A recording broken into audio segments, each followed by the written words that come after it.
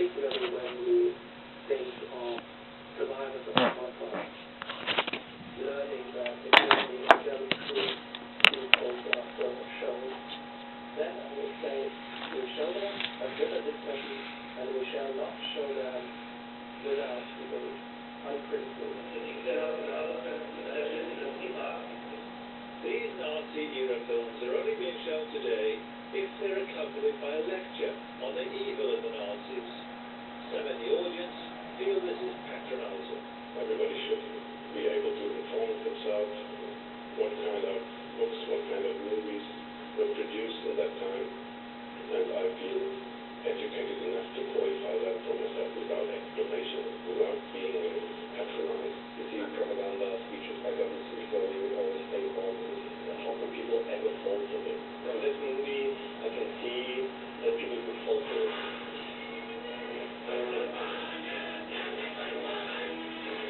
What the screening shows is that Germany continually copes with its own past, even 70 years on.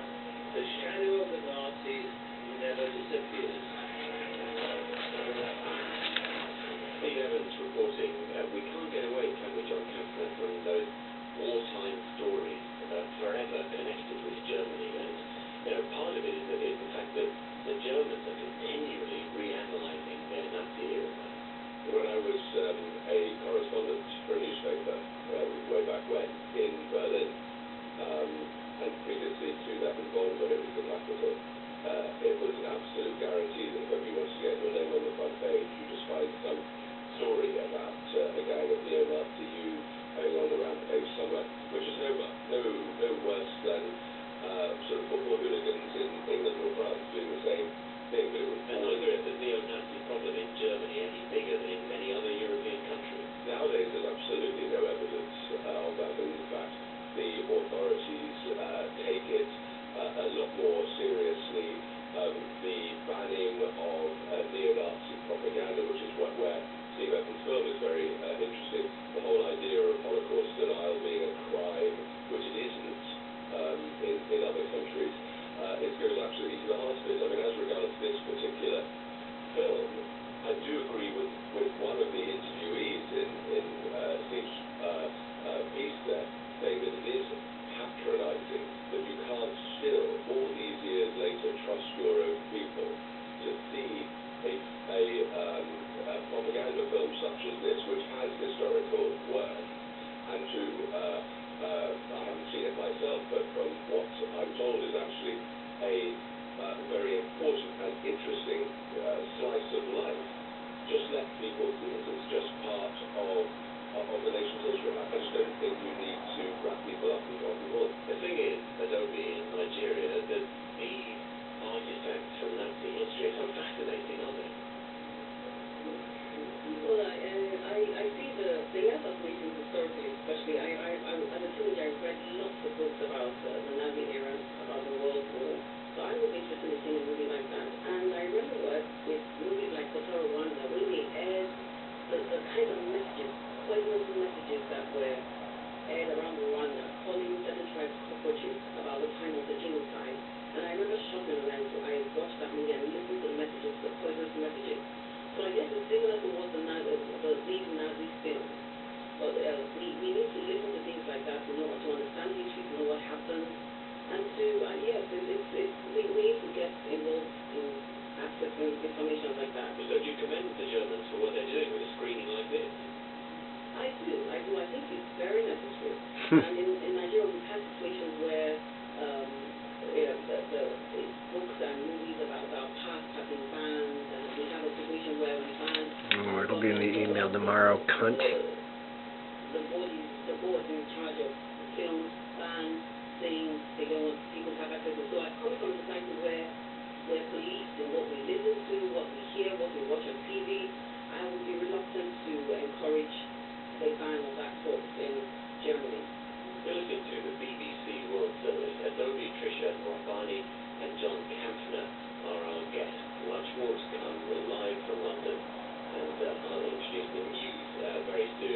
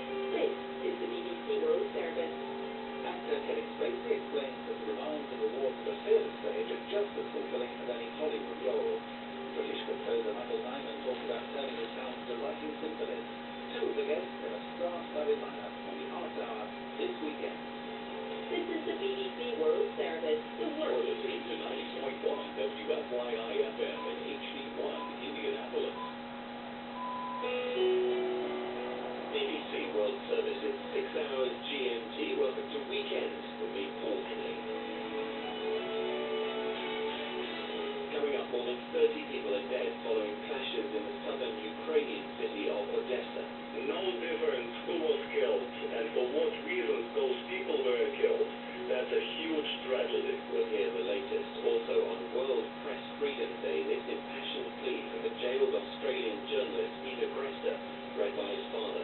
The best defense against insecurity is a vibrant, open, noisy, and yes, at times even rabid press. And with us for the whole program are our two guests, the Nigerian novelist, essayist, and journalist Adobe Trisha Nwabani, and John Kampner, who is director of the Creative Industries Federation here in the UK. That's all to come on Weekend.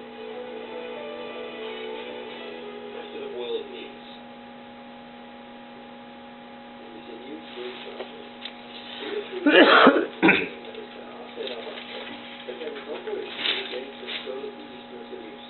was continuing, and the forces had taken control of the television tower with many of our tiny comatose.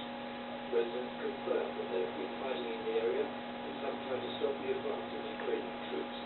The defense ministry in Kiev said that to the west of Sloviansk there was serious fighting. Terror rates in the east of Ukraine. The Ukrainian military operations are trying to regain control in and around Sloviansk, which is, of course, the stronghold of pro-Russian groups here in eastern Ukraine, clearly continues, although it does appear that it remains on the outskirts of the city itself. It does appear that Ukrainian troops did not attempt to advance towards the city itself overnight or this morning indeed, and that pro-Russian groups are still very firmly in control in the city itself. A relief effort is underway for a second day in northeast Afghanistan, where 2,000 people appeared dead after a major landslide in the remote province of Badakshar. Their village was buried in mud 10 meters deep after a side of a mountain collapsed following torrential rain. More than 350 bodies were found last night. The UN says about 4,000 people have been displaced. David Lloyd reports from Afghanistan. At first light, rescuers dug again into the wall of mud that engulfed the village after the side of a mountain slipped down. They have only farming implements under their hands, although machinery is on the way to the remote region in the mountains of Badakshar in the northeast of the country. The UN has sent assessment teams and the Afghan military is sending its own help to the region, but the relief work is hazardous. Many of those who died were rescuers who went to help after the first landslip. A senior United Nations official has said that Mexico regularly tortures detainees and all legitimate authorities, from the military to state and local police forces. The UN Special Rapporteur on Torture, Juan Mendez, said it mostly happens between the time of arrest and their appearance before a judge. At a news conference, Mr. Mendez said such treatment includes beatings with fists, feet and sticks, and electric shocks to genitals. There's a constant pressing of the treatment at the time of arrest. And when I say widespread, I specifically refer to the complaints that I have received, and it basically refers to all the entities that make arrests in this country. In that sense, I would like to say it is widespread. The Australian journalist Peter Grester is due to appear in the Cairo court again today, alongside two colleagues from the Al Jazeera network who were arrested in Egypt 4 months ago. In a message from his prison to mark World Press Freedom Day, the former BBC correspondent said he was deeply moved and strengthened by the support for his case. They're accused of broadcasting false news and aiding the outlawed Muslim Brotherhood, charges they deny. World News from the BBC. The authorities in Honduras are investigating the death of at least 7 children who could have been murdered after refusing to join criminal gangs in the industrial city of San Pedro Sula.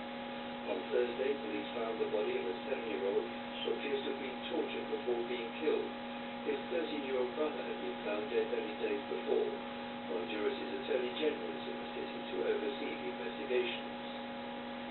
The authorities in Rio de Janeiro say an extra 2,000 police officers will start patrolling the streets on Monday, following a wave of violence in the Brazilian city in recent weeks. The decision to bring forward a special security operation planned for the Football World Cup, which starts in just over a month, comes as government data suggested a sharp rise in killings and robberies. A jury in California has ordered the smartphone maker Samsung to pay fierce rival Apple nearly $120 million in damages for using its patented technologies. But Apple failed to get a permanent ban on Samsung using its ideas, and the damages were much smaller than the US company was seeking. Peter Bones reports from Los Angeles. During the month-long trial, Apple argued that many of the... Yes, my name is Robert Barry. My telephone number is 317-438-1684.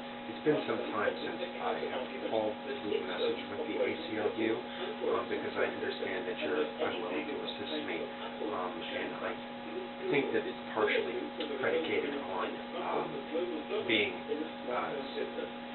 stigmatized, or me being stigmatized to you by the IMPD. I'm calling because at this particular moment, Saturday morning, the 3rd of May, at 2 o'clock in the morning, I am under assault by IMPD officers operating the surveillance drone device that they have been employing against me for over 9 months, or in the 9th month. And they are attempting to incite me and to physically hurt me by discharging one of the surveillance sensors as a weapon. The particular item, I believe, is called a WAND, which stands for Weapons and Non-Permitted Device Detector. It is an ultrasound-like device that is able to detect, to scan a person. They can shoot it as you to scan it, but they can also alter the settings in order to cause pain and physical injury. And I'm calling to let you know that they are perpetrating that right now. I'm sorry to bother you. I'm hoping that they will stop. I have made other calls attempting to get them to stop. I apologize again for disturbing you. I know no one's there, so I don't know how much I am disturbing you, but these officers are psychopaths. They are criminals that are carrying badges, and they need to be stopped. Thank you. I was ready to write. I just wrote a novel. And then afterwards I found myself moving back towards my forte and with my passion. So I'm thinking, I just decided to go back to what I felt is my passion. And then there's just so many issues I'd like to write about. So that's why I'm moving towards my fiction. What issues are gripping you? I know you're particularly interested in the power of religion. Yes, I know that there are religious issues that are always used by foreigners. We have journalists who come here and write books which aren't necessarily erroneous information they carry, but I know that I have an insight. I've lived here all my life. I schooled here. I understand the issues. So I think there's a lot. There's some insight into the issues we face in Nigeria and in Africa that a foreigner can give, a perspective that I have that I'd like to present and discuss. So I think there's so much about us that hasn't been understood, and so much information that the world needs to know, especially as Nigeria has become the biggest economy in Africa, and people are rushing there. So people just don't understand us, understand the way we do things, understand why we do the things that we do. And these are the issues I want to write more about. John Campbell, you were talking about the power of British creativity abroad. One of the big new fixtures in the UK art scene is the Turner Contemporary Gallery in Coast in Margate in Kent, and that's something that you oversee. It's been a million visitors already? More than a million in our first two years, and we're about 1.25 million, and it's one of the most visited galleries outside London. It's been great fun. I mean, we set it up in 2008. It took 3 years to build, and for me, it's an absolute passion. This idea, Britain is an incredibly centralized country. So much talent appears to, and I use that term advisedly, appears to begin and end in London. And it's, I'm from London, I'm a proud Londoner. But to me, it's been... Yes, I'm sorry to disturb you. My name is Robert Berry, and I'm calling to report that the officers of the IMPD who are operating a surveillance drone are discharging one of the sensors in such a way as to cause pain, and they've been doing so. It's been employed against me for the last 9 months, and I just needed to report that. I know that you guys can't or won't do anything about it, but I did want to let someone know, because it is... yeah, hello? In a part where really there hasn't been a great... Yes, that's correct. Testament to great building. It's B as in boy, A-R-R David Chipperfield, who's extremely well known in Germany and elsewhere, and now very much in the UK as well. But all over the UK now, you are seeing some great new national... That officers of the IMPD, located, I believe, out of the Northwest Branch, are operating a surveillance drone that they employed against me and have employed against me for the last 9 months, are using one of the sensors and discharging it in such a way as to cause pain. Right now they've been aiming it at my hips, my prosthetic hips, and it's been causing a great deal of discomfort and pain. And I just needed to report it to someone in the hopes that it would make them back down a little bit for a little while so I can get some sleep. I apologize, I'm not intending to disturb the folks. I'm just hoping to get some rest and to have them stop with their criminal conduct. The exact sequence of events is still unclear. I beg your pardon? Investigation that I do believe will provide us with Thank you very much. information so we will know what was going on. If anyone could, if you've got a minute, you guys could call the Northwest Branch and ask them to stop. I mean, I'm not saying do that or don't do that. I'm just suggesting that, as one human being to another. But thank you for taking my information. Have a great evening. Russian special Bye-bye. agents stand behind these clashes, and they stand behind the separatist forces. And that's a huge and enormous threat to our security, and that's why we are requesting and demanding Russian authorities to stop their efforts that can undermine the regional security and stability. As a spokesman for the government in Kiev, what we do know is that pro-Russian militants have taken over a trade union building in the city of Odessa, and it subsequently caught fire after both sides threw petrol bombs. The Kiev authorities say the militants in the east and the south of the country are being armed by Russian security agents. But that's an accusation strongly rejected in Moscow, according to Dmitry Babich, who's a political analyst for the Voice of Russia. These people who died inside that trade union building, they may be opponents of the new government of Ukraine, but they're still Ukrainian citizens, and they died a terrible death.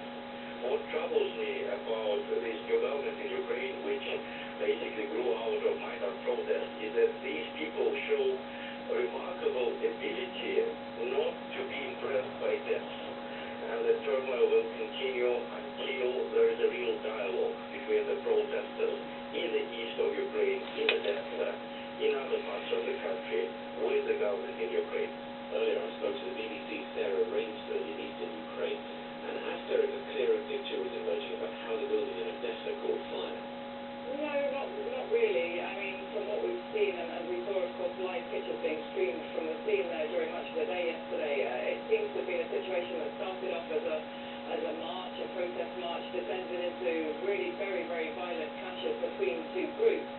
And it seems that on both sides there were very radical-minded people, young people, particularly on the pro-Ukrainian side, the pro-unity side, groups known as the ultras, usually football hooligans.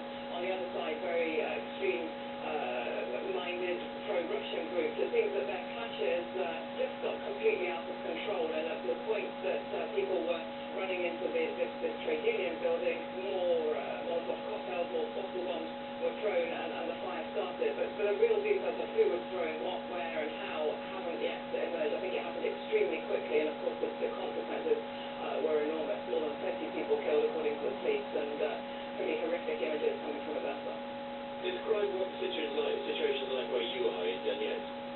Well, here in this part of the east of Ukraine, so far north from Odessa, the focus has really been what's happening around Slavyansk.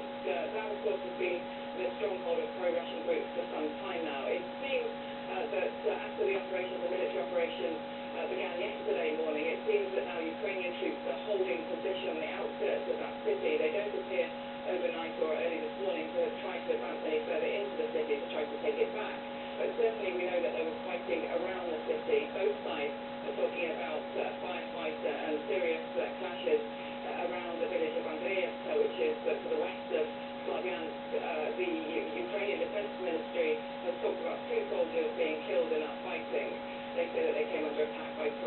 groups, the pro-Russia groups, are saying there were many civilian casualties, but obviously some serious fighting around Adriatica, and also another place not far away from there, but slightly further towards us here in Donetsk.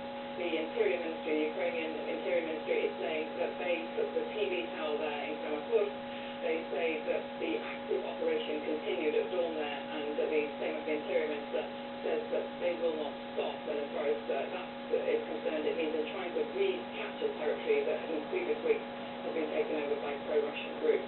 That was Sarah Rainsford reporting from Ukraine. Adobe Trisha Norbani in Nigeria. I don't know how closely you've been following this conflict, but there is the classic language, isn't there, of an entrenched conflict with both sides calling each other violent terrorists. There really seems no solution in sight. I think the shocking thing for me is that this is happening in Europe in 2014.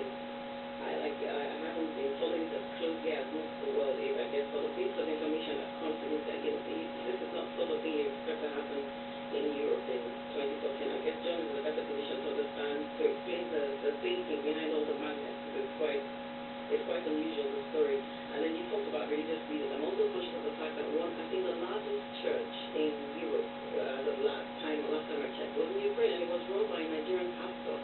I'm wondering how they are faring with all the things going on, but that's as much thought as I have on that fact. I haven't been following it as closely as That's a little add-on that I'd never even heard before. I'd like to listen to that. yes, oh dear, how it skipped my mind this moment. We'll try and find out. Interesting. Yeah. John, Western leaders, Western European leaders, and indeed those in America are falling over themselves to say it's all Russia's fault. Russia's fault still, aren't they? The Western competence in dealing with this crisis, in dealing with the onset of this crisis, is not surprising because Western leadership in international affairs has been quite sorely lacking for some time. But the naivety, when this first happened, when the Maidan protesters happened, the former Ukrainian President Yanukovych had to flee and was unsurprisingly given asylum in Russia. The very idea that Vladimir Putin, who the last 10, 12 years has been true to his old KGB mindset and has found for a long time a mission, finally for himself a mission, which is de facto to try to restore the Soviet Union, to rehabilitate many of the Soviet laws of old, to go around censoring the press. The idea that he was ever going to sit back with a Ukraine more minded towards the West, the retaking of Crimea was only ever going to presage a much bigger military, using proxies, assault on eastern Ukraine. Much more to discuss on Ukraine. We'll get there, I hope, before the end of the programme. This is the BBC World Service. Time for the sports news. Here's Colin Harrison. Hello. Hi Paul, thanks very much. We start with athletics in the news. That the second fastest man in history has been banned from the sport for 12 months. The former world sprint champion Tyson Gay has been suspended for testing positive for a banned anabolic steroid. Now his ban has been backdated to last June, but he will be free to compete again next month. All the results from him dating back to just before the last Olympics, though, have been annulled. Ed Harry reports. Tyson Gay, the second fastest sprinter in history, has been given a one-year ban by the United States Anti-Doping Agency. That's backdated to June of 2013, which was when he failed his test at the US trials for last year's World Championships. And worth pointing out, this has come after 10 months of virtual silence on this issue. Almost nothing, certainly nothing official has come. There's been no hearing, no disciplinary panel. Compare that to the case of Asafa Powell, who's currently taking an 18-month ban to the Court of Arbitration for Sport. His hearings in Jamaica, yes, they took time, yes, they dragged on rather, but they were conducted in public and they were judged by a disciplinary panel. We have now USADA, the US Anti-Doping Agency,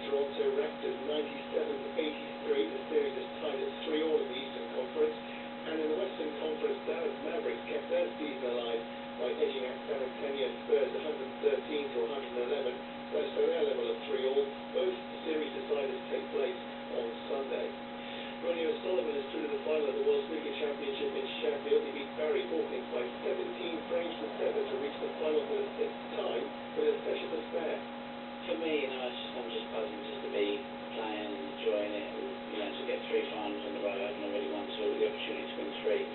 If you'd have told me that 3 years ago, I'd have never, it would have just never entered my brain or thoughts or that I could do it. So, it's a special achievement really, but still a match to play, and I'll be up for that.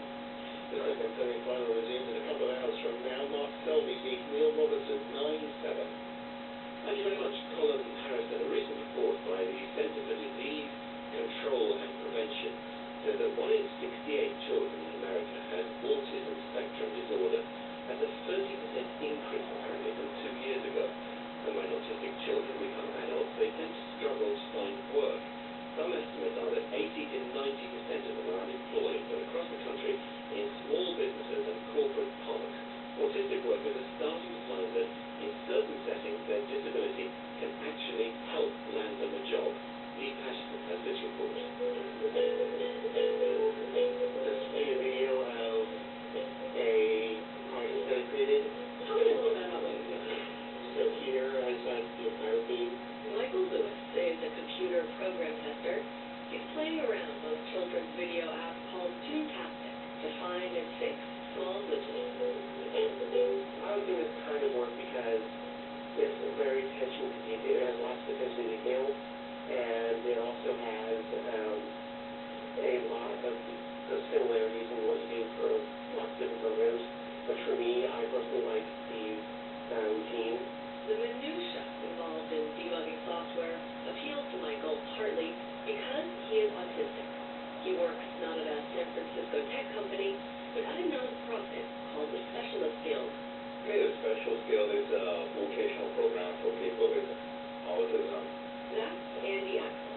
He and his wife Lucy founded the Specialist Guild because their autistic son was struggling to find a job, despite, they say, his intelligence, aptitude, and college degree. Often when I try to explain to people why people with autism can actually be superior at certain jobs, the problem is that's because they think outside of the box because they don't see any box. Just make sure that something renders on the screen. Okay, all right. In addition to Andy's training sessions, the Specialist Guild works with other companies on their software, like the Toontastic debugging. Oh, right on. Helps their interns get the experience